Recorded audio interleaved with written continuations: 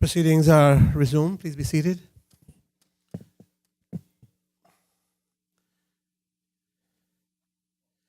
Continuation of debate on the budget address, throne speech, together with the government's policy statement. Does any other member wish to speak? The Honorable Minister of Financial Services and Home Affairs, the member for West Bay South.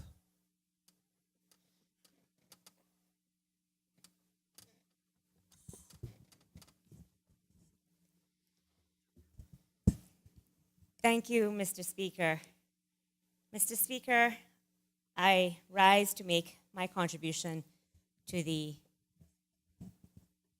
throne speech, policy statement, and the budget address that was delivered by Her Excellency, the Governor, the Premier, and the Minister of Finance, respectively. And firstly, I'd like to thank each of them in kind for setting out the government's position for the next 2 years and outlining some of the key priorities that have been budgeted for and provided for in these budget documents, of which we will soon be looking at in more detail in Finance Committee. Certainly, Mr. Speaker, I would also like to thank the people of West Bay South, in particular, for the confidence that they have displayed in electing me for a second term in office. And, Mr. Speaker, it is with that respect that I show to those constituents, to my constituency, for demonstrating that confidence, that I will in kind demonstrate my commitment to them by addressing, first of all, some of the key matters that were raised with me during the campaign, that were campaign commitments of mine, and I'm sure, Mr. Speaker, you share a number of these, as well as my other colleagues from West Bay, but also to let them know that their confidence was not misplaced, certainly, thus far in my second term. So, Mr. Speaker, I would like to speak first of all about one of the key issues raised, I dare say, with all of us in this House, but that is to do with the policing and issues related to crime. And, Mr. Speaker, on the campaign, as a part of the campaign, I specifically advocated, and I indicated that I would be advocating for constituents by raising concerns with the RCIPS Commissioner. And, Mr. Speaker, I am happy to say that I've actually delivered on that particular promise, and I will continue to do so. And one of the issues that were flagged was the reestablishment, or the need to have the detective unit back in West Bay. For some reason, the decision was taken in order to move that unit. And I'm happy to say that the Commissioner of Police has reassured me that that unit has now been reestablished at the West Bay Police Station.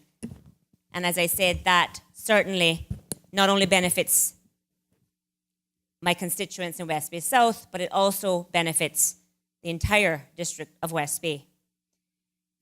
Mr. Speaker, as has been outlined in the policy statement delivered by the Premier, and I believe referred to in the budget documents as well, or the budget address by the Minister of Finance, the government has committed to funding 75 new police officers over the next 3 years.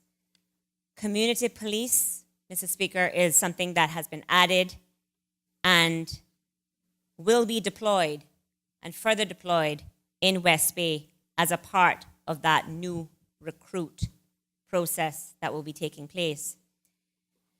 Mr. Speaker, I also made a promise about exploring the options with respect to a new West Bay police station.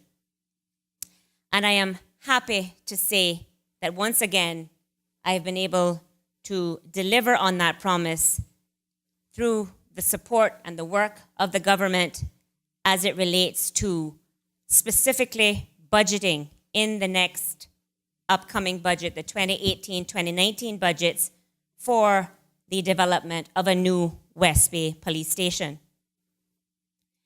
Mr. Speaker, I also made a promise on the campaign to pursue options regarding a new school in West Bay. And again, Mr. Speaker, I am happy to say that I have delivered on that promise, and the government has agreed that it is necessary to not only look at those options, but to provide funding to explore and to further develop a new primary school in West Bay as a part of this 2018-2019 budget.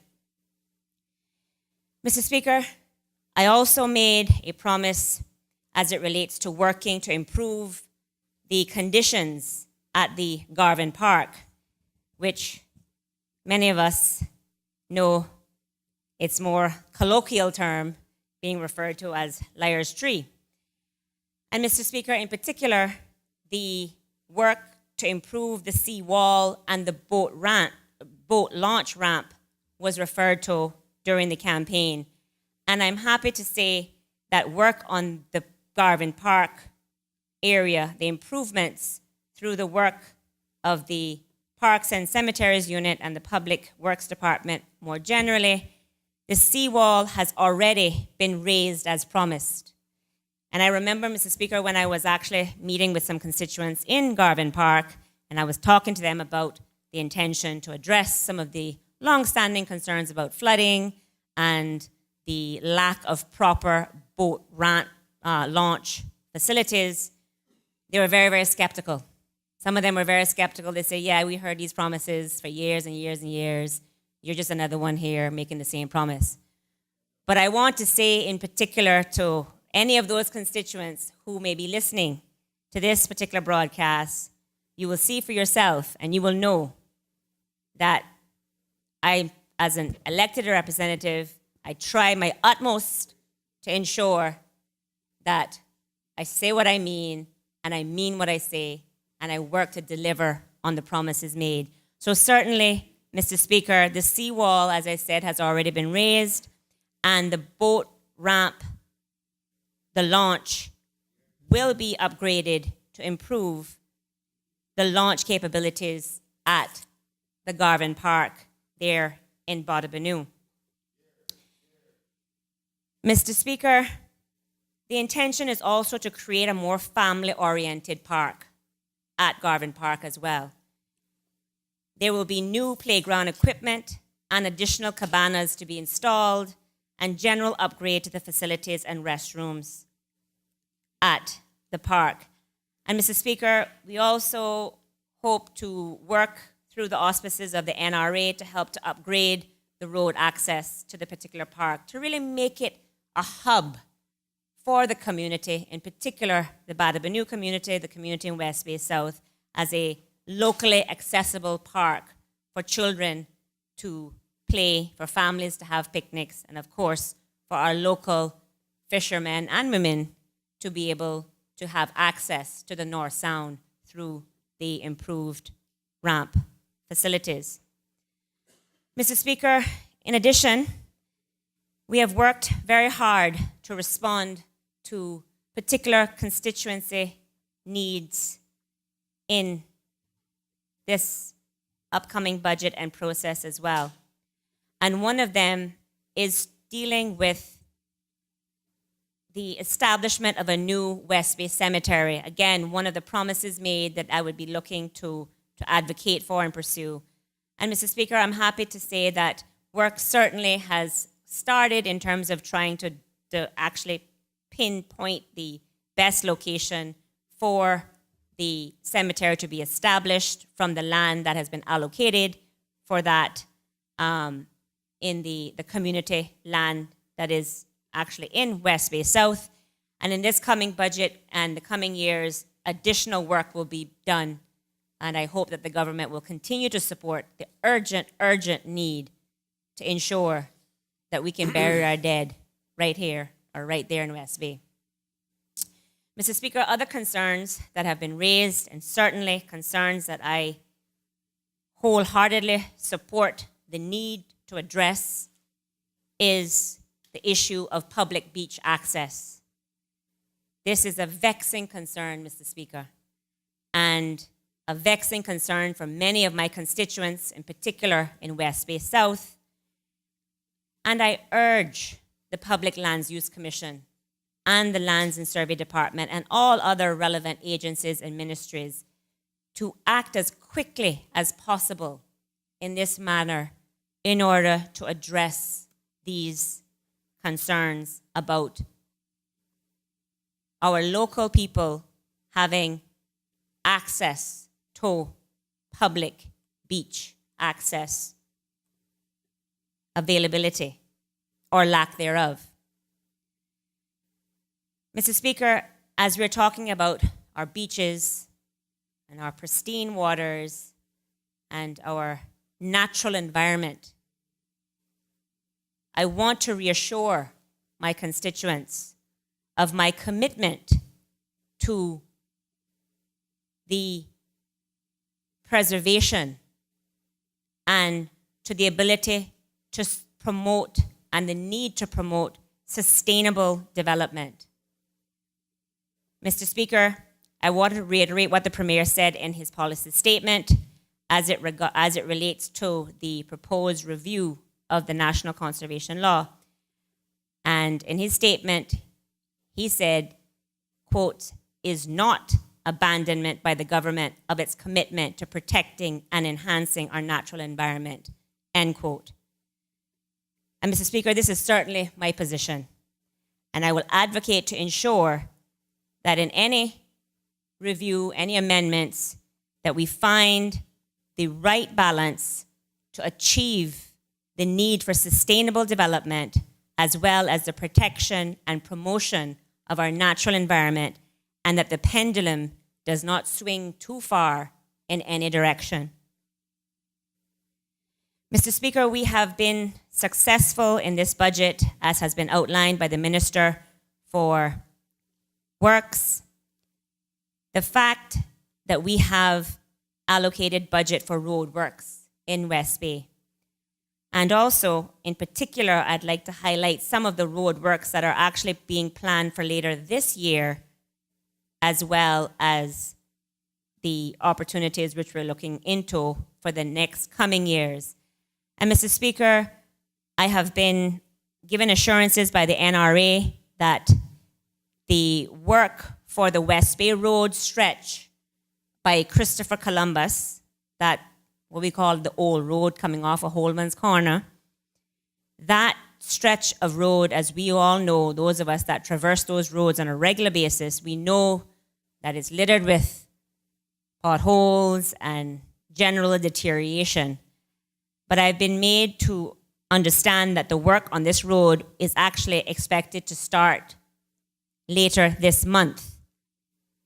Similarly, Mr. Speaker, you, yourself, the member for West Bay Central, the Minister for Planning, we did a walkthrough earlier on of the Boggy Sands Road in particular, because we know Boggy Sands is not only a prominent road in West Bay South and the constituency of West Bay South, and for those constituents who live in that area, it is also an area that many tourists that come in to the District of West Bay, they want to come and experience either the views, the ambiance, and they actually use and utilize that road. And so certainly, as a result of our walkthrough and as a result of the discussions that we have had with NRA, I am also given assurances that road work will begin on the resurfacing of Boggy Sand Road later this month as well. And I'm sure that a number of my constituents will be delighted to hear that, as this has been an issue that was raised with me prior to the elections, but then, of course, after as well. Mr. Speaker, the NRA is also working to look to further improve pedestrian safety on Batapinou Road and some other key roads in the West Bay South constituency, as well as some other areas, as was outlined by my colleague from West Bay Central in his contributions, some other roadworks, as I said, throughout the district as well. And Mr. Speaker, one of the recent requests that I made to both the NRA and the Minister of Planning is to look at the furtherance of the Esterly-Tibbetts Highway, the Willie-Farrington Lane stretch in particular, and see if we can move that process along in terms of connecting the Esterly-Tibbetts Highway to Reverend Blackman Road to create that thoroughway into West Bay. Because, Mr. Speaker, as I like to say and as I like to think at times, West Bay South is really the gateway to West Bay. And so an extended Esterly-Tibbetts Highway network will benefit commuters throughout all of West Bay. And so this is something certainly that I will continue to push for, and hopefully we are able to put wheels in motion to ensure that we improve the access to and from West Bay South, West Bay Central, North, as well as West, as I said, utilizing the gateway that this particular road would provide throughout the entire district. Mr. Speaker, we have heard from the minister responsible for the licensing department about the need and the fact that the government is looking at finding a suitable solution or relocation alternatives as it relates to the satellite department that is currently in West Bay. We know as a community, and I have used that particular department on a number of occasions myself, how critical it is to have the licensing department located right in the heart of West Bay. And so I certainly support, and I would certainly encourage the minister to do all he can to act with the utmost determination that I know that he can in order to help us to solve that particular concern. Mr. Speaker, there are other concerns which we have had discussions and debates about, concerns which I know this government has taken to heart and will do all that it can to try to address, and that is to do with the safety and security of our women in particular who attempt to keep fit, attempt to do their early morning walks, late evening jogs, and everything in between.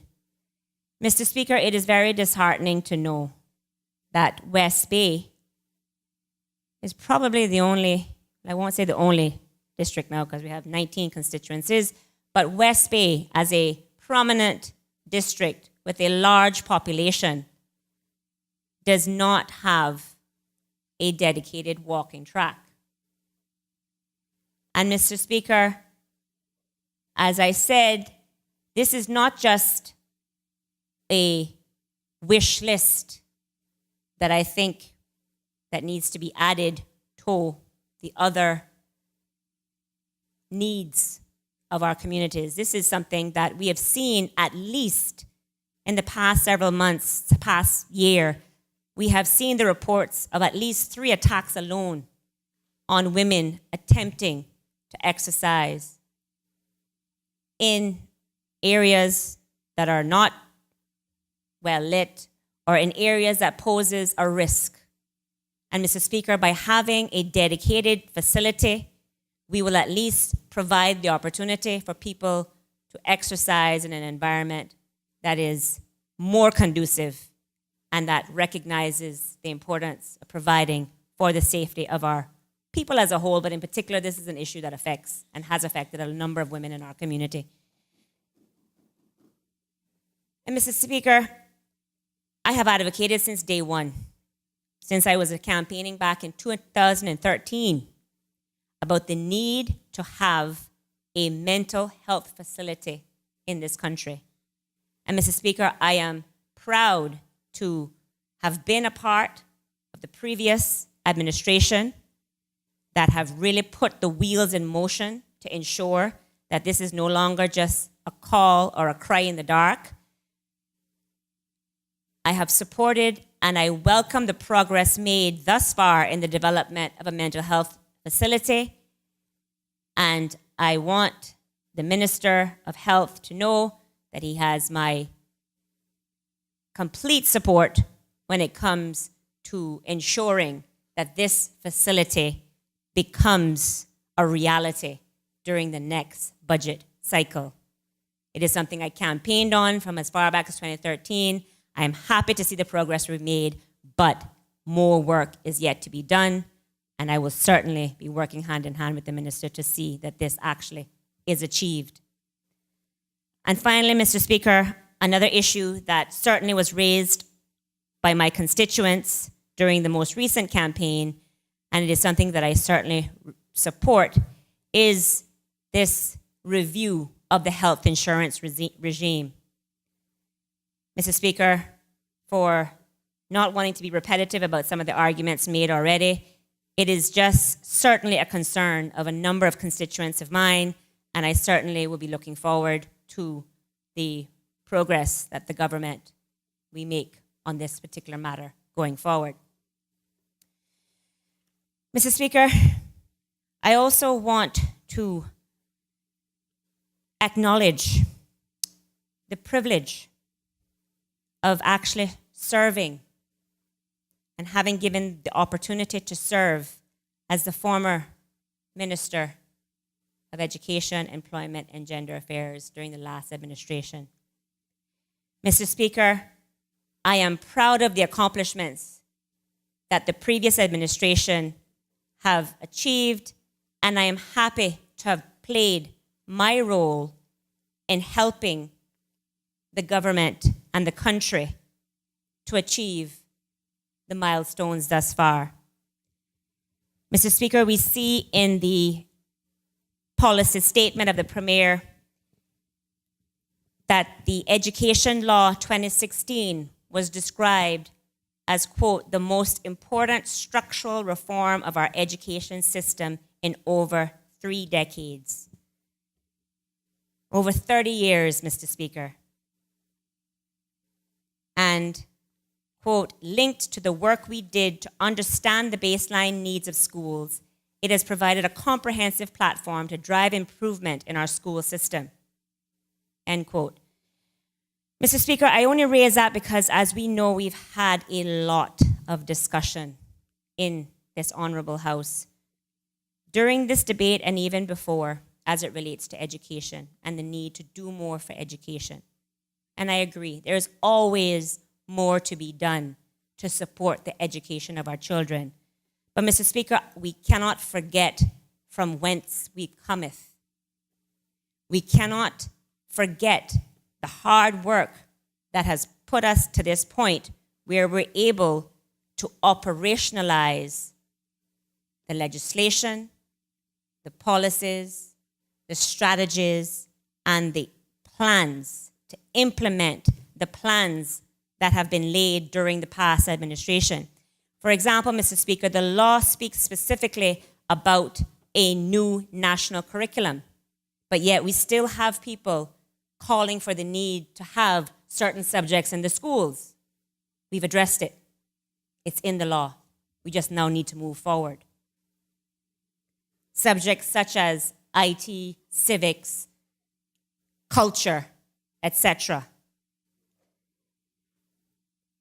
Mr. Speaker, we have also established in law an independent Office of Education Standards.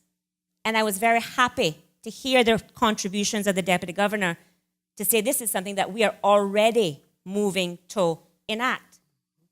Positions have been hired.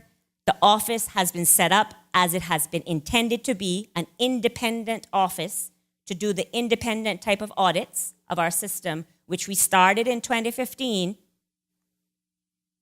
and which will continue now going forward on a regular basis through the work and the auspices of that office.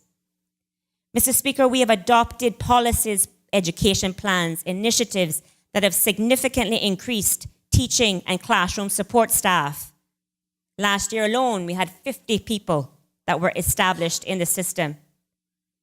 And Mr. Speaker, to quote a recent article, we have seen a tremendous drop in behavioral incidents in one of our key public high schools.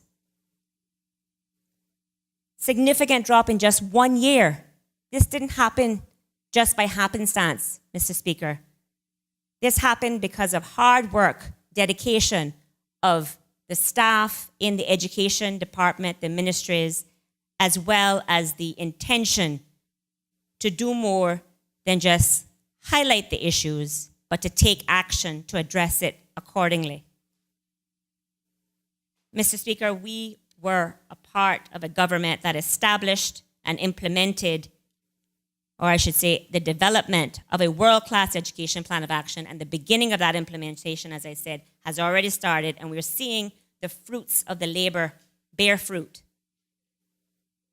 We have also ensured that the public-private partnerships is a mainstay in our education system. The establishment of the partnership with Cayman Finance, which I will talk about the importance of Cayman Finance in role of financial services in a bit, as well as the Girl Force initiatives. Mr. Speaker, again, we have done what needs to be done to set the foundation for training and employment initiatives such as the Ready to Work, the apprenticeship program at SciFEC and PWD, National Clearinghouse, the National Training Center, as was discussed by members in the chamber, by the member from Georgetown South. We have also addressed in earnest, in an important first step, through the establishment of a national basic minimum wage. Again, we heard a lot about the issue of the importation of labor. Well, quite frankly, Mr. Speaker, without this floor, that labor, or that cheap labor, would be a lot cheaper, so to speak. So, Mr. Speaker, the intention is that this particular regime was always intended to be reviewed on a periodic basis and adjusted if necessary in light of current prevailing economic conditions. Mr. Speaker, we have also seen the lowest levels of unemployment in well over a decade. Mr. Speaker, when we took office back in 2013, it was at 10.5%. Back in 2012, that is, the unemployment amongst Caymanians. And Mr. Speaker, in spring of 2017, that rate had dropped to 4.3% for Caymanians. This is the lowest unemployment amongst Caymanians in over 10 years. So we have heard a lot about the high levels of unemployment. We've heard a lot of statements being made, but Mr. Speaker, it is important to underpin the statements with the facts. And experiencing solid, steady economic growth, which is necessary and which underpins the ability to increase investment in social infrastructure, such as education, health, and social services, is also the environment that we have been experiencing of late. Mr. Speaker, these are the facts. But of course, sometimes stating the facts does not make for good opposition politics. So the public should not expect to always hear the facts in certain debates.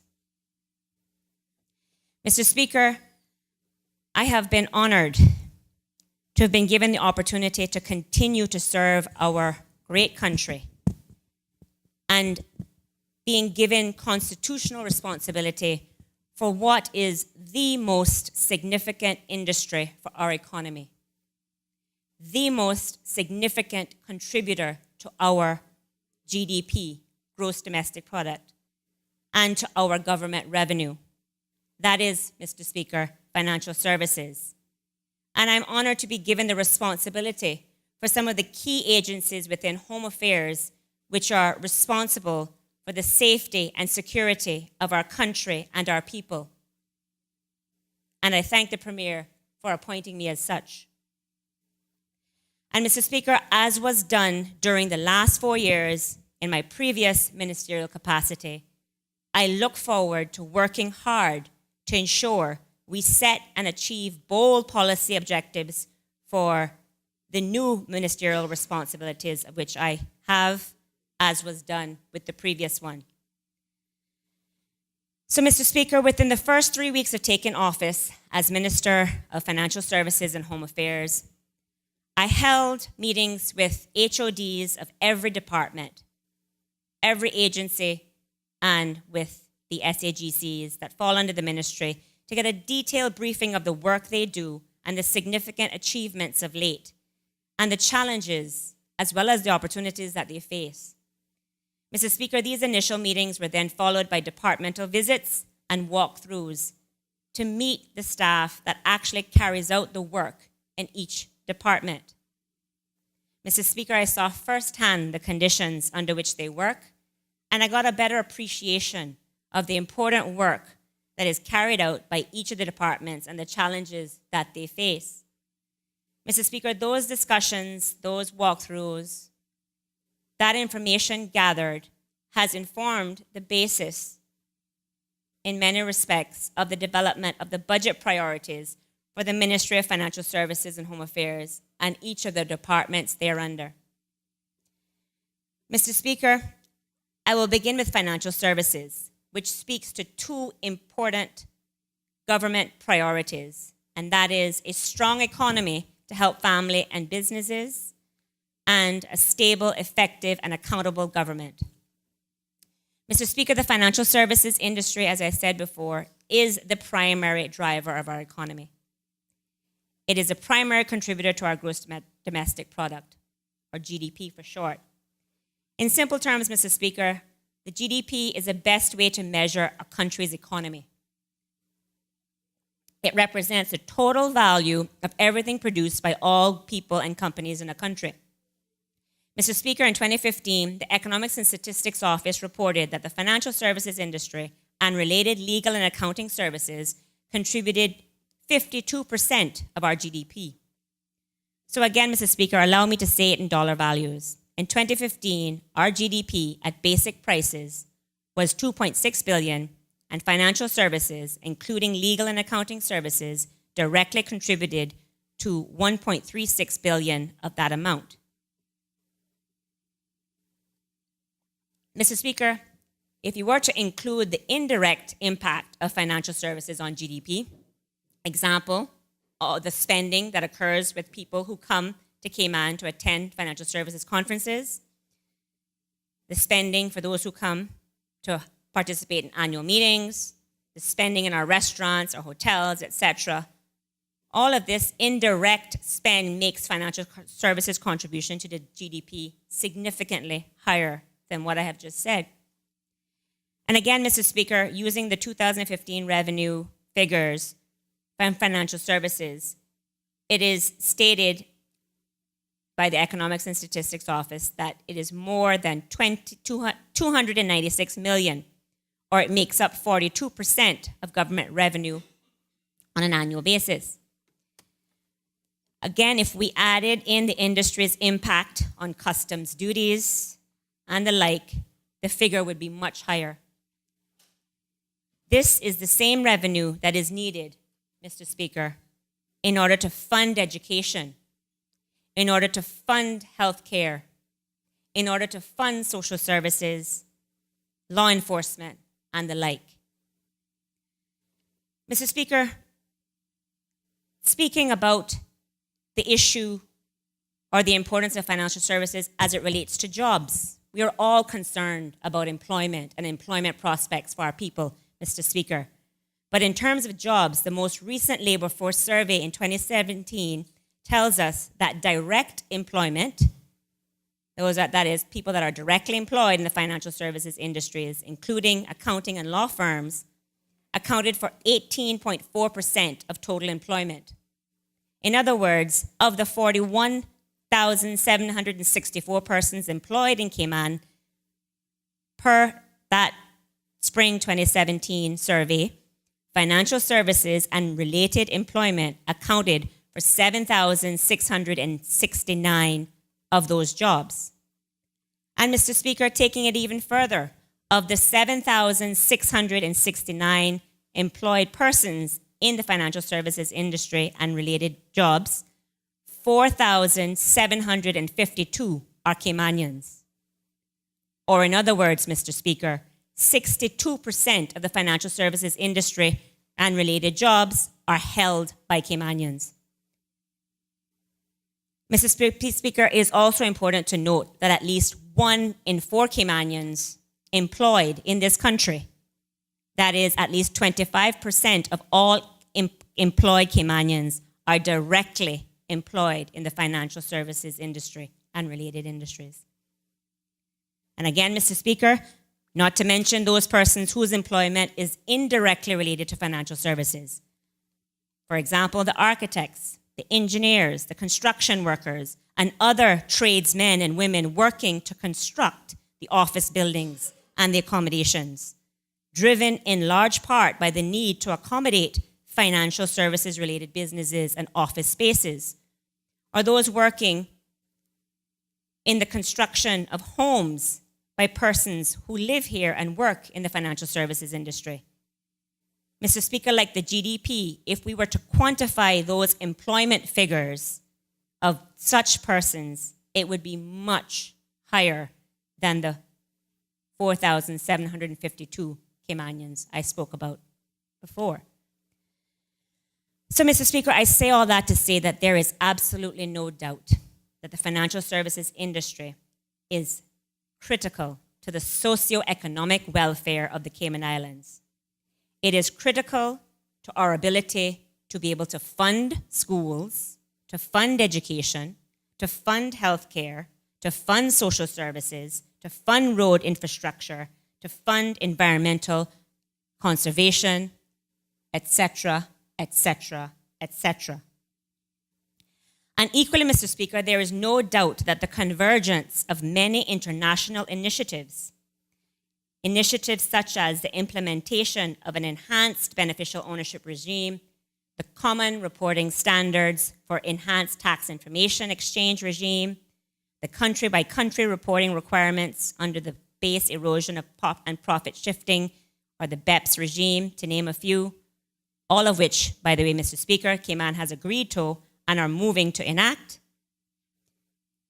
All of these initiatives have placed increasing regulatory pressure and cost upon all jurisdictions, including the Cayman Islands, that have a financial services industry. So, Mr. Speaker, in recognition of the importance of financial services industry and in the response to the increasing pressure to which it is under, the government has notably increased the funding available to the Ministry of Financial Services and all of the related departments. Mr. Speaker, there are 3 financial services-related departments in the ministry. They are the Department of Financial Services Policy and Legislation, the Department of International Tax Cooperation, and General Registry. And Mr. Speaker, it's important to note that the ministry and these departments work collaboratively in most activities. For example, the Department of International Tax Cooperation and General Registry feed vital insights and information to the ministry and the Department of Financial Services Policy Legislation, thereby strengthening the strategic policy and legislative and regulatory outcomes. So, Mr. Speaker, speaking briefly about the Department of Financial Services Policy and Legislation, in conjunction with the ministry, this department leads the strategic development of Cayman's policy, legislative, and regulatory framework in order to enhance the competitive advantage of the financial services industry, in order to ensure that the Cayman Islands financial services industry continues to meet, and in many cases set, international regulatory best practices and standards. The department also coordinates Cayman's responses to the international assessments of our regulatory regime, the results of which affect our competitive commercial position. It is a small but extremely active department that sits within the ministry itself. And Mr. Speaker, just to mention briefly some of the most recent significant commercial and regulatory legislation that the department has developed or helped cabinet to develop, or I should say, has developed for cabinet's consideration and approval and ultimate adoption in the LA has been the Nonprofits Organizations Law and the subsequent regulations, which commenced on the 1st of August of this year. Mr. Speaker, this is a culmination of years of consultation and cooperation between government and the nonprofit industry stakeholders. The three main reasons, Mr. Speaker, for this legislation are: one, to meet the Financial Action Task Force requirements regarding nonprofit organization, again, ensuring that we are compliant with emerging regulatory standards; to streamline processes for nonprofit organizations and public interests to be able to easily identify nonprofit organizations. Mr. Speaker, the new legislative framework makes it easier and more affordable to establish a nonprofit organization in the islands, while also ensuring that appropriate records are maintained and policy and procedures are implemented to safeguard the funds collected by nonprofit organizations. Mr. Speaker, the work of the department continues to provide outreach, including presentations and media appearances on this new legislation and on the new regime, to help the users to understand and to help to ensure that we are mitigating the risks and that the nonprofit organizations can be implemented to mitigate the risk of terrorist financing posed to some such organizations. Mr. Speaker, to date, the presentations have reached over 300 individuals, presenting to 168 nonprofit organizations, 2 banks, 8 law firms, and corporate services providers. And this process will continue in 2018 with additional presentations and outreach, including a trip to Cayman Brac later this month. Mr. Speaker, the foundation companies and the Foundations Company Law 2017 was passed in April of 2017 and commenced on the 19th of October 2017, giving the financial services industry a competitive advantage through increased versatility in the international market. Similar to how limited liability company, which is a variant of a company, is infused with features of a partnership, the foundation company is also a variant of a company. The foundation company may be established for any lawful purpose, such as charitable, commercial, or private purposes, or any combination thereof. Mr. Speaker, these companies will be governed by the company's law, except for those exclusions which are provided in Schedule 1 of the Foundation Law. This is the type of corporate vehicle, Mr. Speaker, that was introduced by the government with the intention to stimulate the growth of a new business for the Cayman Islands by providing a competitive advantage and to provide opportunities for a wide range of legitimate private client, family office, and philanthropic objectives. Mr. Speaker, the foundation companies are, of course, subject to the same transparency, the same anti-money laundering and combating the financing of terrorism provisions as are traditional companies. Mr. Speaker, the department was key in helping Cayman in determining the enhancement of our beneficial ownership information regime, which was made through the passage of the Companies Amendment Law 2017, the Limited Liabilities Company Amendment Law, the Companies Management Amendment Law 2017. Mr. Speaker, this legislation enabled the development of a system that further reduces the time frame in which the government, through legal mechanisms, shares information with competent authorities in other jurisdictions. But Mr. Speaker, it's also important to note that this is not the first time that the country has been engaged in sharing beneficial ownership. We have had a system of robust beneficial ownership sharing with the relevant competent authorities for at least the past 15 years. And so, Mr. Speaker, this is just an enhancement, as I said, that further underscores our commitment to meeting the obligations imposed by the changing regulatory standards. And Mr. Speaker, from the corporate perspective, the Limited Liability Partnership Law, or LLP, introduced as a new corporate vehicle for conducting business, is anticipated to commence later in this year. The LLP is equivalent of a partnership with separate legal personality that provides limited liability for its partners. So while the LLP can be used for a range of purposes, you often find it used for accounting or legal practices. And this law permits the registration of new entities, conversion of existing partnerships into LLPs, and the continuation of foreign LLPs into Cayman. And Mr. Speaker, some of the proposed activities of the Department of Financial Services Policy and Legislation include developing a strategy, a jurisdictional strategy for the financial services industry. And these activities are proposed to take place during the 2018-2019 budget years.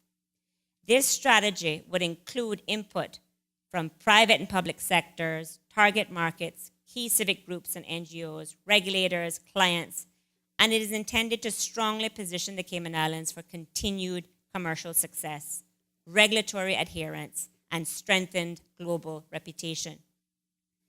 Mr. Speaker, the persistent lack of understanding and misconceptions about the Cayman Islands threatens the viability of our financial services industry. And the way to combat this is through increased engagement with international stakeholders, including lawmakers, regulators, industry and vocal groups, including NGOs. Mr. Speaker, this will raise awareness regarding the beneficial role that the Cayman Islands plays and how we add value to their own economies and thus the global economy. Mr. Speaker, issues in which Cayman have been and must continue to engage include, but are certainly not limited to the EU proposal to the establishment of a list of non-cooperative jurisdictions, of which you know that the Premier and I have recently returned from a trip to the European Union in this regard. We must continue to engage on the correspondent banking issue, tax reform in the United States, and the demands for public registers of beneficial ownership. Mr. Speaker, plans are in place to enhance the Department of Financial Services by hiring additional staff and acquiring proper research tools in order to conduct the critical research that would allow proactive monitoring of the various international deliberations and will also allow Cayman to more skillfully develop our strategic plan and operationalize it more effectively. And finally, Mr. Speaker, one of the key things for this department is to develop a new website to play a central role for online access of services and information with a consistent look and feel for the end user.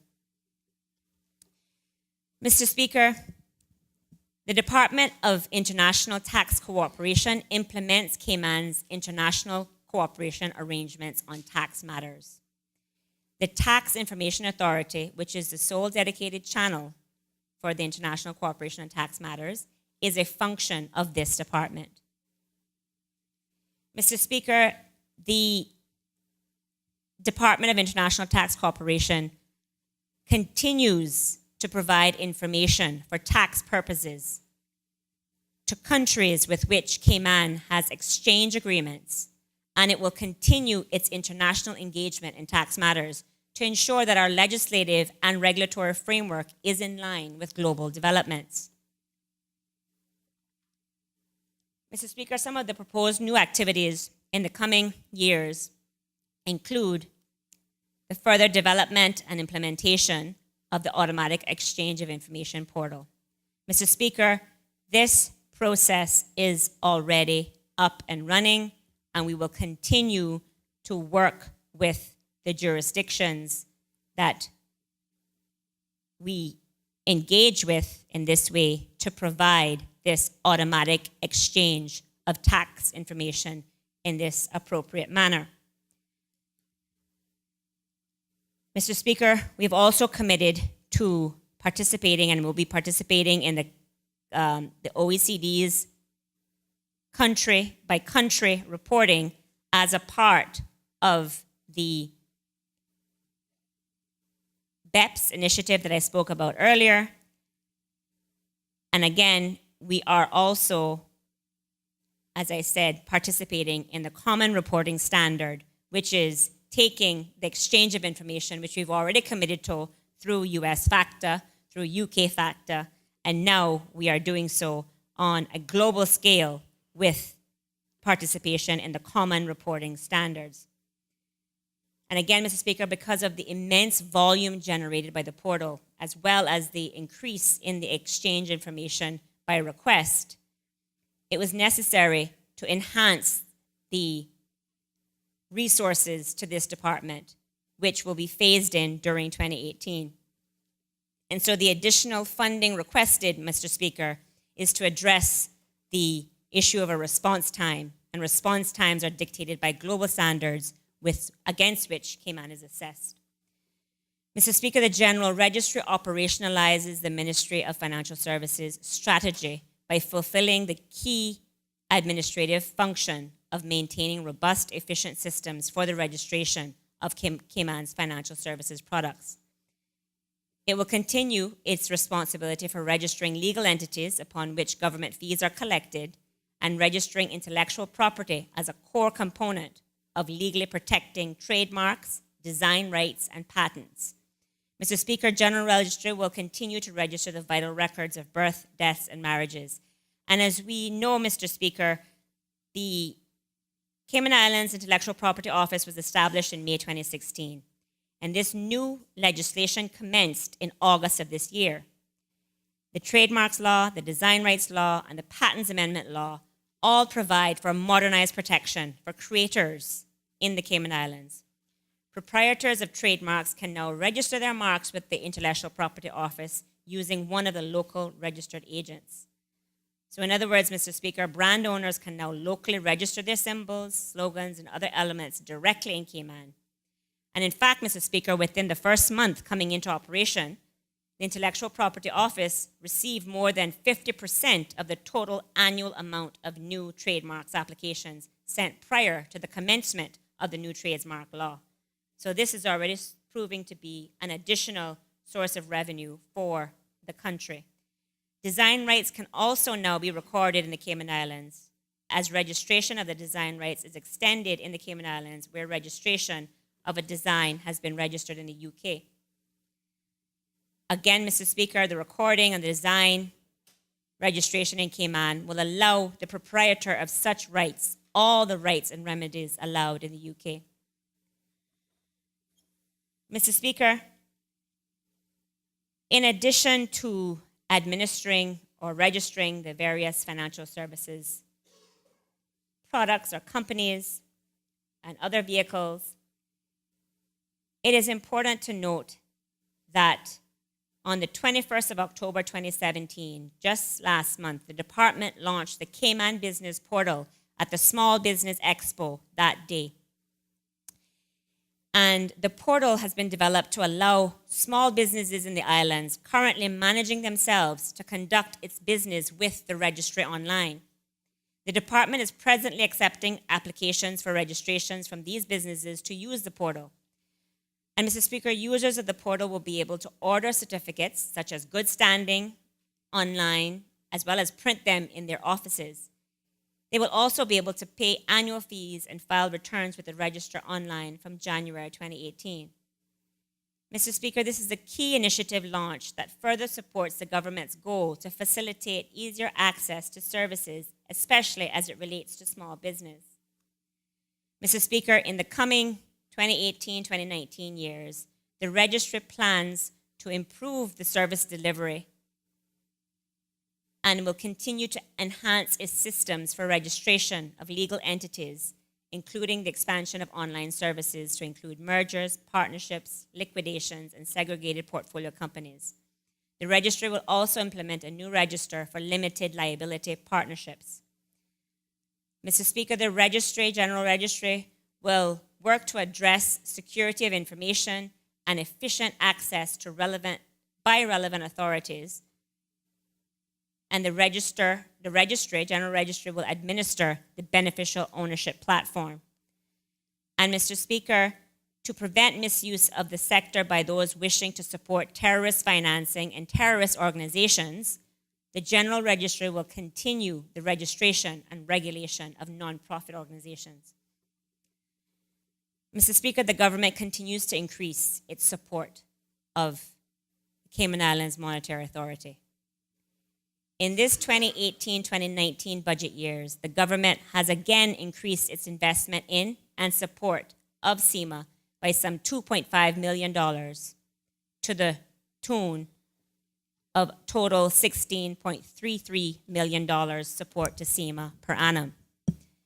The Cayman Islands Monetary Authority, Mr. Speaker, continues to work to fulfill its mandate under the Monetary Authority law, particularly its responsibility to promote and enhance financial services sector, and more importantly, to protect consumers as well as the reputation of the country.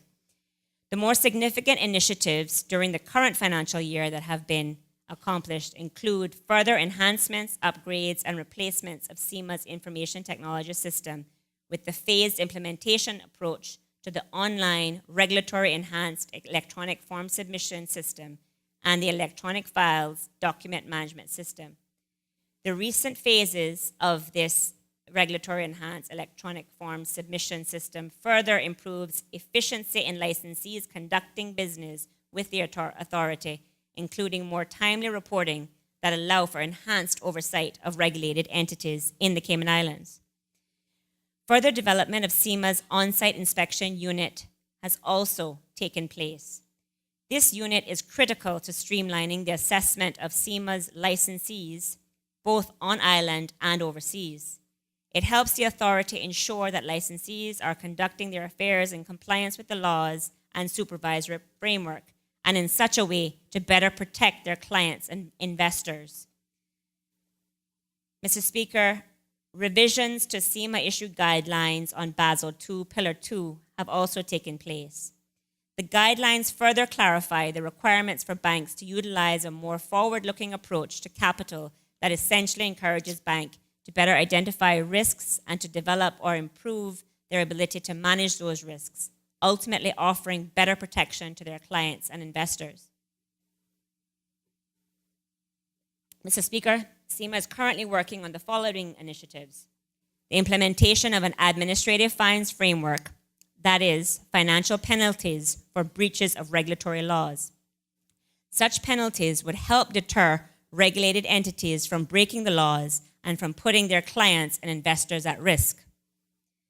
CIMA is also working on the further development of the anti-money laundering and combating financing of terrorism framework and the preparation for as well as in preparation for the Caribbean Financial Action Task Force assessment of effectiveness to be carried out in December of this year. Mr. Speaker, CIMA is also preparing for the IMF Financial Sector Assessment Program, which is anticipated to happen within the next budget cycle, by continuing to assess areas within the financial services sector that could present instability locally as well as on a cross-border basis. The Financial Sector Assessment Program attempts to test the stability and soundness of a country's financial sector program and to look at ways in which it would or could contribute to global instability and consider ways to minimize the negative repercussions of such stability.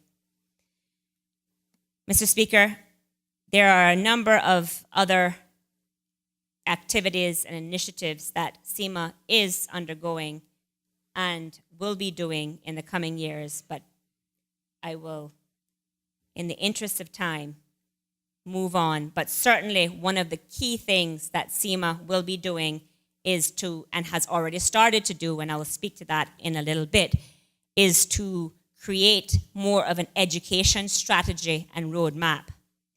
SEMA is obligated, Mr. Speaker, to protect the public as much as possible in relation to the financial services sector, and one way to accomplish this is to foster a more educated populace, more informed population who better understands the different types of financial services products will result in more prudent decisions to be taken that suit an individual's purpose and risk appetite. And again, Mr. Speaker, this certainly would help us to address some of the concerns that we are hearing in the public as it relates to financial services and various concerns related thereto.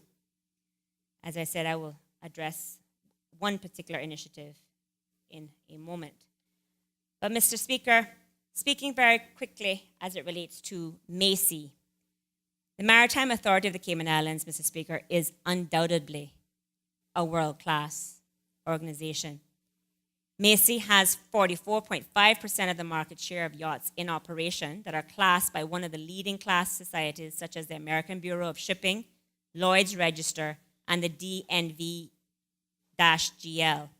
These classification societies are independent bodies, Mr. Speaker, that establish and maintain standards, rules, and regulations for the construction and classification of the different types of vessels based on their standards. MACI also commands 40% of the market share of yachts 30 meters under construction, and as was referred to by the member from Prospect in his contribution, it commands between 80 to 85% of the market share of yachts 75 meters under construction.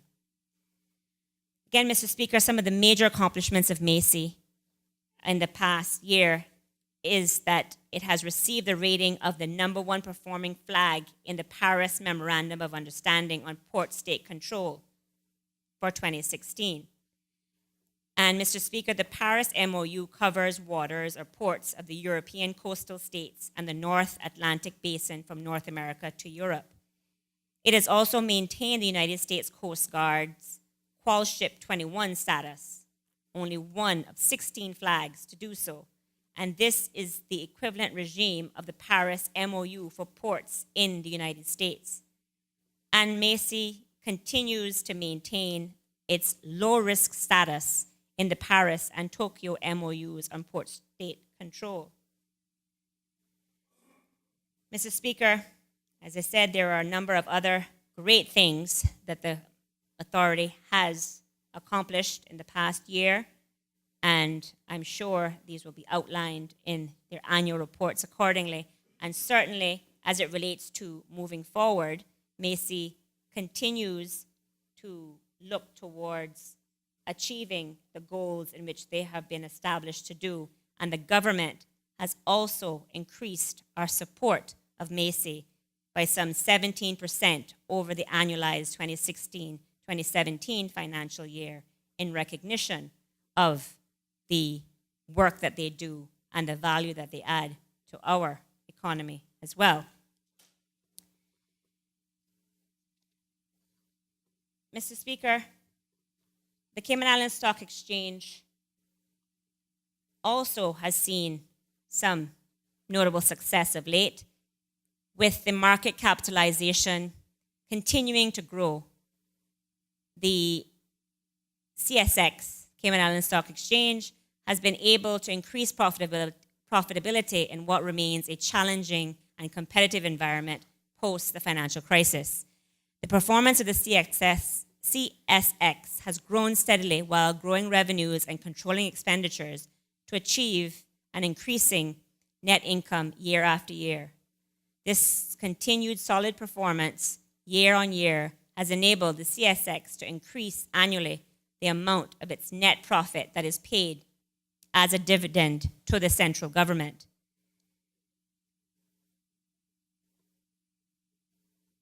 Mr. Speaker, one of the significant initiatives underway at the CSX and will continue in the coming year is that the Markets and Financial Instruments Directive 2, or MiFID 2, requires each entity trading with a European counterparty across all classes of assets to obtain a legal entity identifier prior to January 3rd, 2018. And a legal entity identifier is a unique 20-character alphanumeric code that is issued to the legal entity for the duration of its existence and is renewable on an annual basis. And Mr. Speaker, the MiFID II also requires that non-European Union entities, such as those domiciled in the Cayman Islands, obtain this LIU, as I said, by January of next year in order to trade with a European counterparty after that date.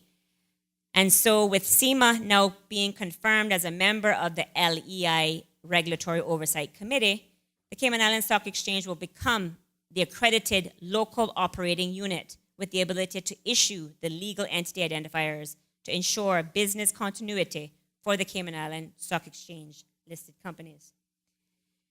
Mr. Speaker, the government looks to promote a healthy and robust commercial regulatory environment. We look to ensure that there are appropriate consultation mechanisms as well as appropriate consultations that take place in order to get input from the financial services industry. Mr. Speaker, since taking office, I have already met with a substantial number of financial service industry associations, including Cayman Finance, the Bankers Association, Society of Trust and Estate Practitioners, or STEP for short, the Insurance Managers Association of Cayman, IMAC, and the Cayman Islands Institute for Professional Accountants, to name a few, to get a better understanding of their respective industries and what each of the associations do. Mr. Speaker, as signaled in the SPS delivered in August of this year, the government will significantly increase its support of Cayman Finance in the coming financial years. Through the work of its many working groups, Cayman Finance provides valuable input during the various public consultations on proposed legislation run by the Ministry of Financial Services. In addition, Mr. Speaker, Cayman Finance's efforts to inform international stakeholders of the robust regulatory regime that exists in the Cayman Islands and the value that we provide to the global economy have been very productive. Events such as the Cayman Finance New York Breakfast and the annual events and stakeholder engagements in the United Kingdom have helped to ensure that we are actively working to dispel negative perceptions of our jurisdiction. Mr. Speaker, these efforts must be continuous and ongoing. Unfortunately, Mr. Speaker, misinformation and bias can hurt our reputation as an international financial center where legitimate business is conducted. Mr. Speaker, with active negative campaigns run on a regular basis, the work and messages of Cayman Finance should and are intended to support the ministry's efforts in responding to such campaigns, and they play an important role in advocating for our jurisdiction. Equally, Mr. Speaker, or as equally as important, Cayman Finance is a key vehicle for business development for the jurisdiction as a whole. So, Mr. Speaker, countering negative campaigns as well as jurisdictional business development is a cost that is necessary, and it is why, for the first time in this 2018-19 budget, it is proposed to have and create a dedicated line item increasing to Cayman Finance in a sum of $750,000 per annum, which represents a 254 increase over the amount contributed during the 2016-2017 budget period. Mr. Speaker, we have heard support from members of the opposition on the government's intention to increase its funding to Cayman Finance. In particular, we heard support during the SPS debate from the member from Georgetown Central, as well as the member from East End. And we want to note that the annual budget allocated to Cayman Finance in the 2018 and 2019 budget years is in essence matching the annual financial contributions made by the private sector members. So, Mr. Speaker, this is a significant increase, and it demonstrates the government's direct financial commitment to supporting the organization and supporting our intention to continue to work with Cayman Finance to address the challenges to and the opportunities in the financial services industry. Mr. Speaker, the team in the ministry will work with the Cayman Finance and other industry associations to develop and execute a strategy for the next 2 years that protects our financial services industry and promotes growth that benefits the everyday lives of our people and our economy as a whole, of which I painstakingly demonstrated in the opening to my remarks. Mr. Speaker, I'd like to take the time now to address 2 issues that were raised during the course of this debate so far by members from the opposition and some members on the government bench as well. And that is to do with the issue of foreclosures. Mr. Speaker, the government and also banking fees, I'll speak briefly to that as well. The government has listened to and we have heard, but not only that, we have actually begun to act on the concerns expressed in relation to fees charged by the banks as well as home foreclosures. Mr. Speaker, you may remember I gave a commitment in this honorable House back in August of this year that I would be meeting with the Bankers Association and the Cayman Islands Monetary Authority, as well as the indication to meet with the representative from Bordentown West. And I'm happy to say to this honorable House that I've already lived up to that commitment made then, where I promised to have such meetings. And we, in fact, met with the Bordentown representative on the 31st of August. And then I had a meeting with SEMA and the Bankers Association the very first week of September to discuss these and other issues. So, Mr. Speaker, the initial plan of action agreed, and the action was taken to address these concerns. It didn't take weeks or months. It took days, Mr. Speaker. So if anybody in this chamber is concerned about the government's willingness to act, here is a clear example of where we have taken action in a timely fashion to address those concerns. So, Mr. Speaker, with respect to bank fees in particular, as Minister for Financial Services, in my meetings with SEMA and the Bankers Association, on behalf of the government, I initiated the push to have, for the first time in our history, a collection and a collation of fees charged by the Class A banks, and to publish this consolidated list on SEMA's website. Mr. Speaker, this ties in with SEMA's goal to enhance its public education about financial services related issues as well. So, Mr. Speaker, for the first time, we will have the opportunity to compare apples to apples comparison of the fees charged by the banks or the various banks in one location. Mr. Speaker, we firmly believe that in this respect, knowledge is power, and to empower the consumer, the competitive and consumer pressure of this collation of information will help to regulate the market when it comes to fees being charged by the various services. People can see, people will know, people can make a decision where they choose to have and not have their banking needs met. This, Mr. Speaker, is certainly one important step which has already been taken, and we will continue to work with, to monitor, and to take action as appropriate accordingly. Mr. Speaker, on the issue of foreclosure and foreclosures, the government recognizes that this is a concern for members of our community, especially those experiencing it personally, or those who have family members or friends who are legitimately struggling to pay their mortgage. Mr. Speaker, your home should be your sanctuary. Many persons have worked hard to acquire a home. At the same time, Mr. Speaker, we understand that the banks and other financial services institutions are in the business of lending money to make a profit, and they have a legitimate expectation that people will repay the monies borrowed pursuant to the terms of the mortgage agreement signed.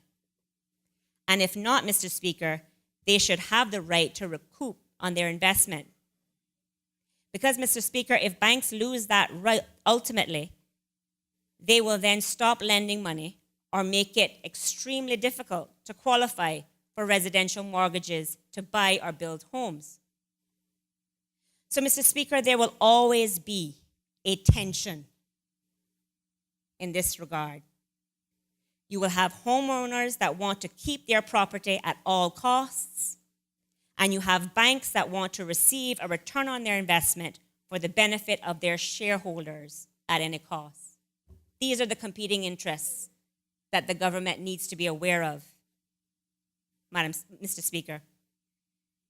Mr. Speaker, the government recognizes these dual competing concerns, and we are prepared to seek to address the concerns in a way that is workable, a way that is reasonable and appropriate given the circumstances. So here are the proposed actions of which the government will take, and in some instances have already taken. In the immediate and short term, Mr. Speaker, as a part of my discussions with the Bankers Association, increased consumer education about the terms and conditions of the mortgage documents. Mr. Speaker, it's no secret that sometimes people sign these documents without having a clear understanding about what they're committing to in writing. Increasing this public information or consumer education, again, will help to empower the consumer in understanding what they are signing up to, what they are legally committing themselves to. And this is something, as I said, I have already asked the Bankers Association, and they have committed to providing as a part of their broader consumer education initiatives, which they intend to launch. Mr. Speaker, what I term to be mid to possibly longer, depending on when we get the information back, solution would be possible legislative intervention. And again, as the legislative framework governing lending institutions, Mr. Speaker, and mortgages cuts across multiple disciplines and thus multiple ministries. For example, you have the Bank and Trust Companies Law, which would fall under the Ministry of Financial Services. You have the Registered Land Law, which would fall under the Ministry of Lands. And I'm sure there are other pieces of legislation that would be relevant to the regulation or stipulations as it relates to lending institutions. The government intends to ask the Law Reform Commission to conduct the legislative research necessary to better inform the ministry and the government of the various operative sections of the pieces of legislation that we currently have that exists, that governs mortgages, and ways in which these can be enhanced, or even possible new legislation introduced to address the concerns raised by members of the public. Again, Mr. Speaker, this is something that we are prepared to look at. We are prepared to get advice from in terms of information by such a comprehensive review of the legislative landscape, so to speak, and of course, the recommendations that may be coming forward from the Law Reform Commission to the government in this regard. It is something we are certainly prepared to look at and to take further advice on. Because again, Mr. Speaker, we must be mindful, as I said before, about the competing interests between the mortgager and the mortgagee. And so, at this stage, to rush into a legislative fix without having that full understanding about what exists and where we should go in a way that achieves what we want to achieve may result in the law of unintended consequences. And we all know about what the law of unintended consequences can bring. But the government, Mr. Speaker, is committed to exploring these options more, and we certainly will be working with the Law Reform Commission to take the matter forward. And again, if anybody has any concerns about the approach that I take and I've taken as it relates to addressing these complex situations, I remind you again about the approach taken as it relates to the national minimum basic wage. Once we had the information, we acted. Mr. Speaker, as member of this Honourable House knows, and as most persons with any attachment to the Cayman Islands understands, our financial services regime undergoes rigorous and periodic assessments by global regulatory bodies. Mr. Speaker, this includes the major assessment held earlier this year by the Organization of Economic Cooperation and Development Global Forum on Transparency and Exchange of Information for Tax Purposes, for which Cayman was once again rated strongly as being largely compliant, which, Mr. Speaker, is the same rating given to countries such as Germany, Australia, and Canada by the Global Forum during its latest assessment of countries undertaken, under, I would say, more rigorous criteria to have been met as well. Mr. Speaker, in December, as I indicated, the Caribbean Financial Action Task Force will conduct its assessment of our regime in relation to anti-money laundering and countering of financing of terrorism.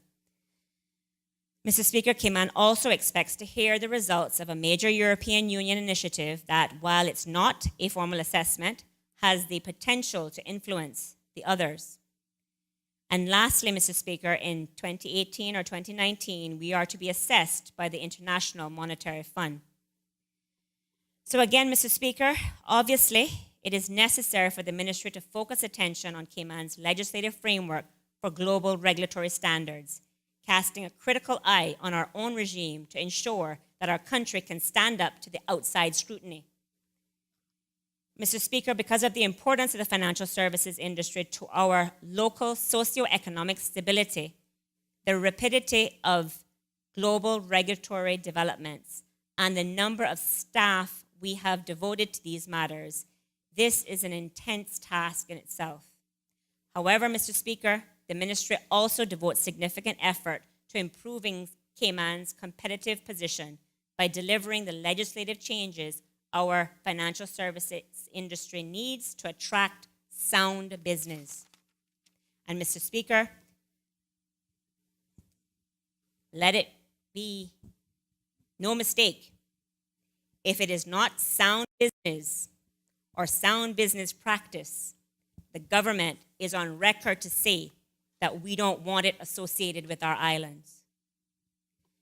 Mr. Speaker, by furthering the development of our regulatory as well as our commercial framework, Cayman continues to build a model for our financial services industry that is robust.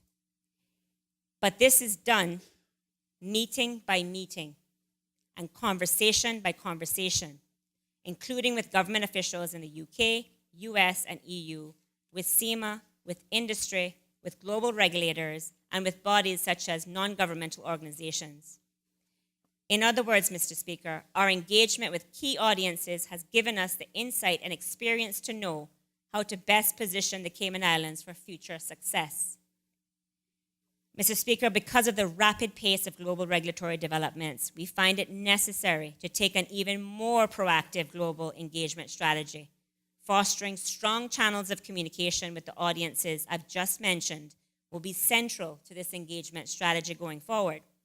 And Mr. Speaker, we intend to raise their awareness and understanding about how much we've done to strengthen our financial services regime, and in turn, we want to hear their feedback on our regime. Because, Mr. Speaker, it is important that we raise the level of awareness about what we do and conversely, what we don't do as a jurisdiction. And Mr. Speaker, likewise, here at home, we want to raise awareness and understanding amongst our families, our friends, colleagues, and the like about Cayman's financial services industry. And in doing so, we want to instill confidence not only in the commercial and regulatory laws that govern this country, but in the effectiveness of these laws. So, Mr. Speaker, Cayman will continue adhering to global regulatory standards as they develop to further strengthen both our local and international financial services industry and mechanisms. In summary, Mr. Speaker, in the 2018-19 years, working closely with the industry, the ministry will increase its focus on key markets. We will increase our engagement efforts with key governmental and non-governmental organizations, and we will increase our education and communication strategies, both locally and internationally, to ensure that we do, or what we do, and how we add value to the local as well as the global economy is better understood here and abroad. Mr. Speaker, I want to thank the member from Georgetown Central in particular for his support during his debate about what is being done in relation to financial services thus far. And Mr. Speaker, as he acknowledged, I am a fighter. And as minister with responsibility for financial services, I will continue to fight for what I believe is necessary to ensure the vibrancy of our financial services industry, which is ultimately for the benefit of our people and our country as a whole. And Mr. Speaker, I would like to address an issue before turning my attention to home affairs and some of the activities in home affairs. I'd like to address a recent developing story in the international media, and I'm sure all members in this House are aware. Mr. Speaker, this weekend, the international media published articles based on documents they are calling the Paradise Papers. These documents, as the public is aware, were taken from servers in a number of Appleby offices. The Cayman Islands, which has an Appleby office, was mentioned in some of the media articles. Mr. Speaker, the Ministry of Financial Services is closely monitoring the developments. Mr. Speaker, the reporting on the Paradise Papers does not provide any evidence of wrongdoing. The long-standing position of the Cayman Islands is that the effective implementation of global regulatory standards help to enhance the socioeconomic contribution of the financial services industry. We have a strong history of adhering to these standards, and we will continue to strengthen our regulatory framework and maintain our strong relationship with the international authorities, including through our multiple mechanisms for exchanges of information on tax and beneficial ownership information. Mr. Speaker, it is well known that the Cayman Islands has a strong legislative and regulatory framework that is based on British common law. But saying it isn't enough. We need to continue to prove that it's strong. With this in mind, Mr. Speaker, I note that the Cayman Islands has recently, once again, been rated largely compliant by the OECD Global Forum on Transparency and Exchange of Information for Tax Purposes. Mr. Speaker, a rating shared with Australia, Canada, and Germany. I also note that we provide tax and beneficial ownership information to jurisdictions worldwide. So, Mr. Speaker, these are just a few examples of why the Cayman Islands is not a place to hide wealth. And it's important for the public to know this. It is also important for the public to know that the Cayman Islands financial services business includes many types of investors and not exclusively the rich. our jurisdiction offers the international business community a framework from which to conduct legitimate business, and investments made using Cayman vehicles benefit many countries around the world, including developed and developing economies, to create jobs and to generate domestic incomes. For example, Mr. Speaker, investments such as pension funds that use Cayman vehicles benefit the broader populations of these countries.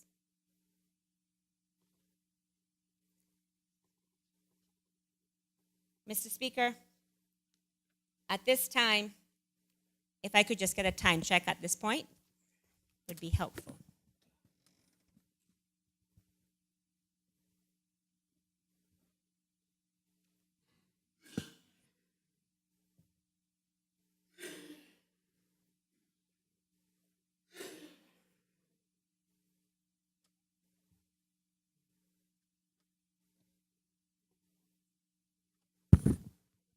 The member has 29 minutes.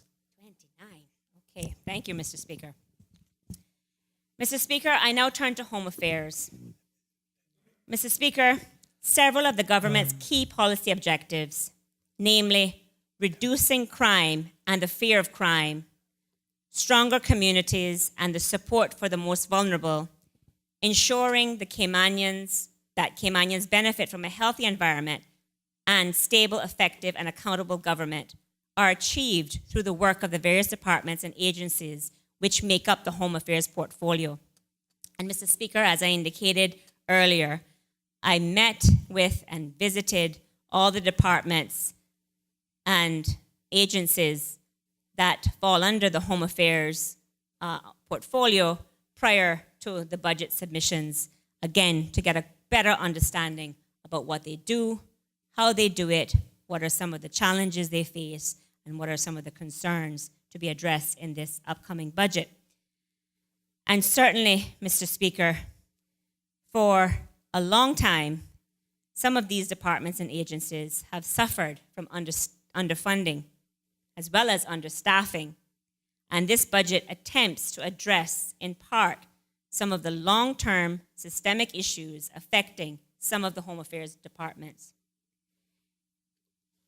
Mr. Speaker, speaking now and turning to Her Majesty's Cayman Islands Prison Service as the first agency to be discussed in the Home Affairs portfolio. The overall aim and goal of Her Majesty's Cayman Islands Prison Service is to serve the public by keeping in custody those committed by the courts.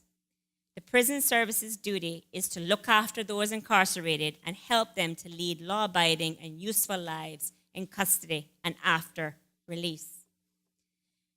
Mr. Speaker, some of the key achievements that have happened during this current budget year, the 2016-2017 budget year, is that, and there is the focus on increasing rehabilitative emphasis.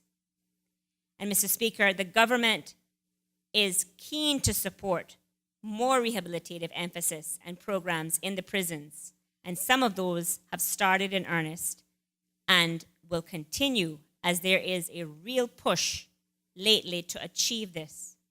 And Mr. Speaker, in particular, since May 2017, that is since May of this year, there have been a number of programs that have either been rolled out and in some cases completed.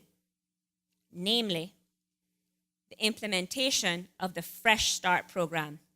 Mr. Speaker, many of us in this House may be aware of the Fresh Start construction, vocational training, and career technical education program at the prison services, which is designed to teach prisoners about general employment skill or skills needed for construction jobs and industries. Mr. Speaker, the Fresh Start program was an 8-week program in 2 phases: the Industrial Standard Construction Training Program in collaboration with 3 construction firms, Phoenix, Encompass, and Clan Construction Limited, and the University College of the Cayman Islands. Mr. Speaker, the prisoner participants received a Certificate of Achievement from the Cayman Islands Construction Association for Phase 1 for the May 4th to June 29th, 2017, and a certificate will be available for the completion or upon the completion of phase 2. Mr. Speaker, training for the 2 phases include completing a building from start to finish, from layout and footers to exterior finishing. So, Mr. Speaker, the overall goal of Fresh Start vocational training program is to reduce prisoners' risk of returning to prison by teaching them marketable skills that they can use to find and retain employment following release from prison. This vocational and technical training program can also reduce institutional problem behaviors by replacing prisoners' idle time, Mr. Speaker, by giving them constructive work and providing them with opportunity to meet real-life employers. Mr. Speaker, there was also the completion of the Sycamore Tree Project. The Sycamore Tree Project is a prison fellowship international program based on the principles of restorative justice. Mr. Speaker, the program is active in prisons around the world and focuses on healing the victims, emphasizes the obligation of offenders to repair the damage, involves all parties affected by crime, and assists in the prevention of future crime. And, Mr. Speaker, it includes the discussion about the impact of crime, confession, repentance, forgiveness, making amends, and reconciliation. So, Mr. Speaker, in other words, this program teaches accountability and taking responsibility for one's actions. Mr. Speaker, since May of this year, the prison service, or since within the last financial year, the prison service became an approved CXC center. Mr. Speaker, that is the Caribbean Examination Council Center, the same examinations that are delivered at our public high schools. This enables the department or the prison to be able to deliver mathematics, English, and human and social biology classes, and to be able to write the exams and approve the qualifications for prisoners. Again, Mr. Speaker, this is exactly the kind of second chance program for getting a high school education that is spoken about prominently in the Yolande Ford report, of which we heard about in members' previous contributions to their debate discussing the prisons. This is now a reality, Mr. Speaker. And looking ahead in the 2018-2019 years, the intention of the prison service is to place greater focus on rehabilitation of offenders. Mr. Speaker, strengthening existing partnerships with key government agencies, including the Department of Community Rehabilitation, the HSA, NWDA, the National Drug Council, Counseling Services, courts, the DCFS, and the NAU, as well as the Education Department, to enhance the delivery of rehabilitative services and interventions to address offending behaviors. Mr. Speaker, as has been expressed to me by a number of my constituents and others who have come to see me at my constituency office, it appears that drug abuse among inmates appears to be a serious problem, and I hope that the partnership with the National Drug Council and the Department of Counseling Services in particular comes to fruition as a matter of priority. This is certainly something that I support and I will be pushing for in the coming years. Mr. Speaker, the prison services intends to build on existing relationships with public and private sector entities who have partnered with the prison to support the release on temporary license program by providing work placements for offenders, which enable them to give back to the community and gain valuable on-the-job training.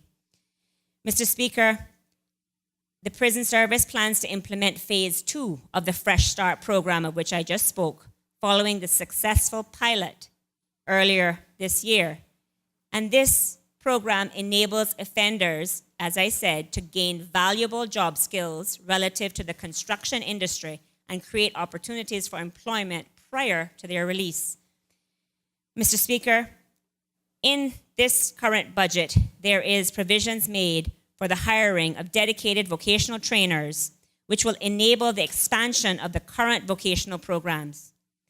Certification in AC and small appliance repair, electrical installation, and general construction programs are slated to come on stream in January 2018, and the hiring of a farm manager will enable the expansion of both the agricultural and animal husbandry programs. Mr. Speaker, educational offerings will also be expanded through enhanced partnerships with the Ministry of Education, with UCCI, and other agencies.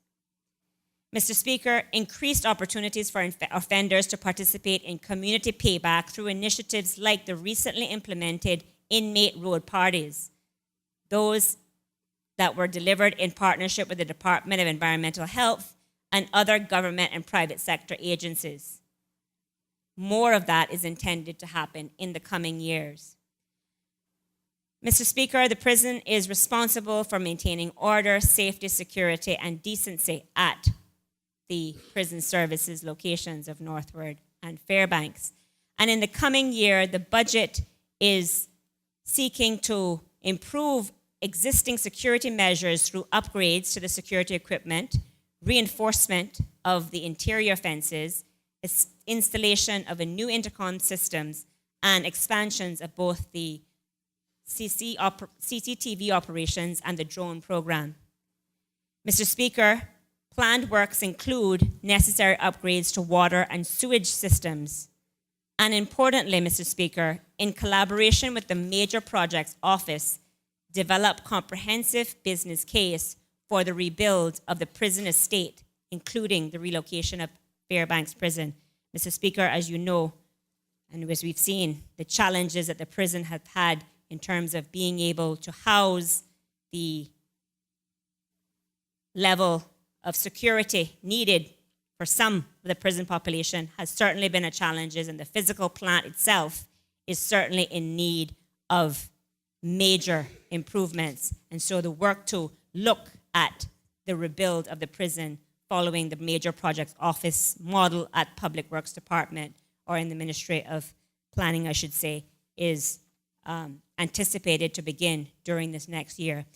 And Mr. Speaker, I want to speak very briefly about the concerns that I heard expressed in this chamber about the spend, the monies that are being spent on Her Majesty's Cayman Islands Prison Services, as well as for the provision and care and the rehabilitative programs in particular that we are emphasizing to push for. We've heard concerns about the need, essentially, to spend less as it relates to our population that's currently incarcerated.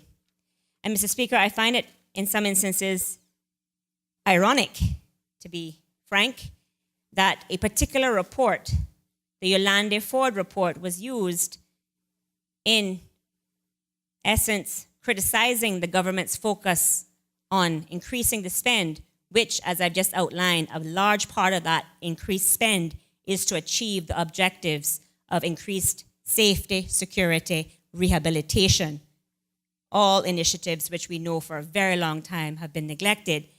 But the same report that has been used to essentially criticize the spend or the increase in the spend on the prisons is the same report that have been calling for these type of enhancements since 2006.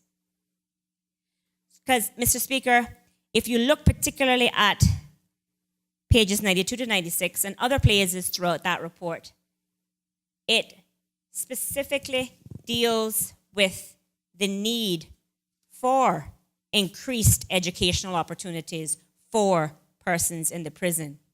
It specifically calls for increased technical and vocational education and training, the vocational training programs, which we have not just launched, but we're looking to expand in the coming years. It specifically calls for the drug counseling and the interventions, which we know we need in order to ensure that we break the cycle of recidivism in this country. That same report that has been used to justify why we should be spending more elsewhere and less on the prisons is the same report which this government is taking to heart and trying to make sure that we are finally addressing some of these underlying concerns as it relates to the prison population. So the irony, Mr. Speaker, is that the same report that has been used in argument against spend for the prison is actually the exact reason why we should be increasing the spend and the investment on the prison budget, because that report, if anything, makes the case very clearly for what needs to happen, at least with respect to those persons who are incarcerated now. So a major part of the increase in the budget to the prison service, Mr. Speaker, is to accommodate the planned recruitment to bring the staff complement in line with minimum safe manning levels as per the recommendation in the 2014 reprofiling exercise conducted by the National Offender Management Service.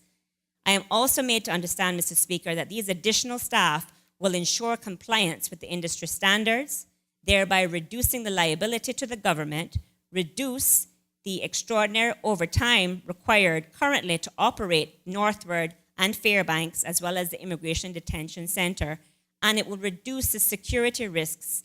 And importantly, Mr. Speaker, it will increase the delivery and the consistency of the delivery of the rehabilitative programs and interventions.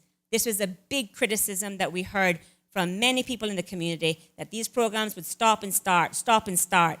And when I drilled down and had the conversations with the prison staff, they told me it is because they didn't have sufficient cover to do their quote-unquote minimum required jobs of just safe manning of the institutions. So by increasing the spend in the prisons, Mr. Speaker, we are increasing the opportunities for our incarcerated population to get the kind of rehabilitation, to get the kind of programs and interventions that they so desperately need. And yes, they may not have gotten prior to getting to prison. So, Mr. Speaker, the government is determined to focus on putting greater emphasis on rehabilitation of offenders.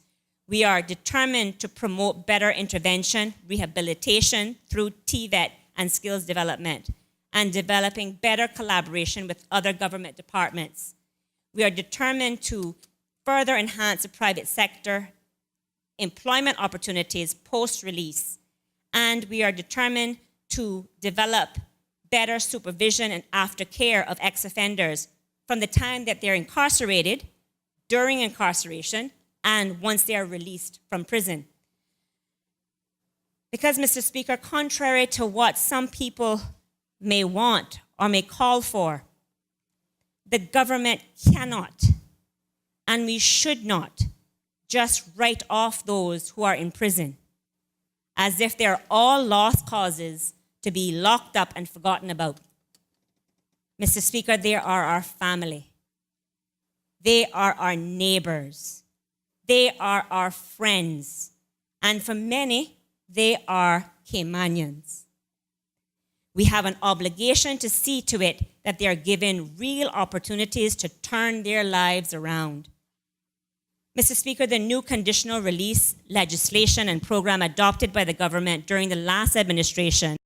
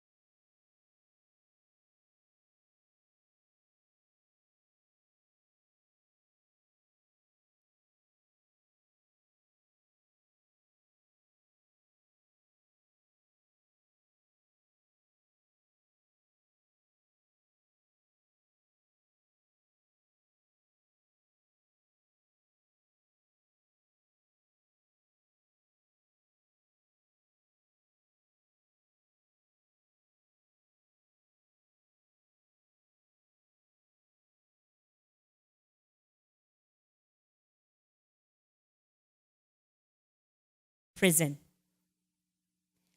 Work is being done to complete evidence-based risk assessments on all prisoners to guide case plans. And the assessments help to identify the criminogenic factors, that is, Mr. Speaker, what caused the person to commit the crime, and the specific needs of the individual, which then filters into the case plan. Mr. Speaker, the case plans are at the core of the rehabilitative needs of the offender who is serving time in prison. With the individual case plans in place, Mr. Speaker, prisoners can work towards addressing their identified needs, reducing their chances of reoffending, and ultimately working towards successful reintegration into the community. Mr. Speaker, this in turn equates to less offending behavior, less victims of crime, and increased public safety. Mr. Speaker, some of the additional focuses that have happened and will continue to happen going forward is the expansion of the men's nonviolence program at Her Majesty's Northward Prison. This has been a community program since 2004, Mr. Speaker, but it has since July of this year, 2017, been introduced into the prisons. There are currently 8 men participating in the program, and I'm told are making excellent progress. Mr. Speaker, this program includes topics of nonviolence, non-threatening behaviors, respect, trust and support, honesty and accountability, sexual respect, responsible parenting, shared responsibility, economic partnership, and negotiation and fairness. Again, Mr. Speaker, the aims of the program is to expand the participants' definition of domestic violence, help them to understand what really domestic violence is, examine the belief system and behaviors that support the use of violence, as well as the effects of violence on women, children, and themselves, and to identify the practice non-controlling behaviors. So, Mr. Speaker, in the coming years, there will be an increased emphasis on the enhanced supervision of high-risk offenders. There will also be enhanced delivery of specialty services, which allows the department to expand services with those persons that have what is considered co-occurring disorders. So, for example, substance abuse and mental health, as well as perpetrators and victims of domestic violence.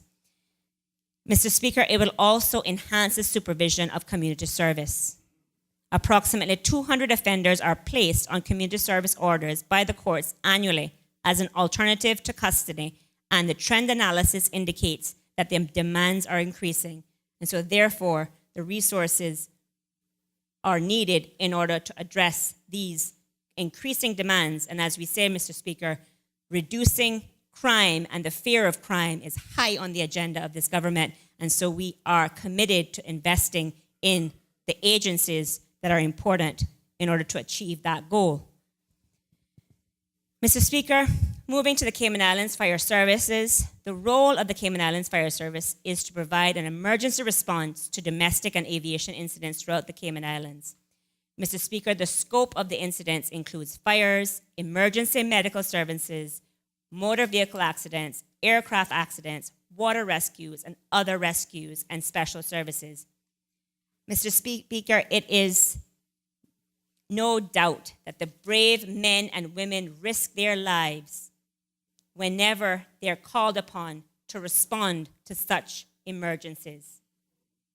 In fact, Mr. Speaker, I want to take the time to recognize the most recent act of bravery displayed by 2 members of the Cayman Islands Fire Service's West Bay crew that risked their own lives by swimming out in strong currents to rescue the 2 snorkelers swimming off of Cemetery Beach this past Saturday.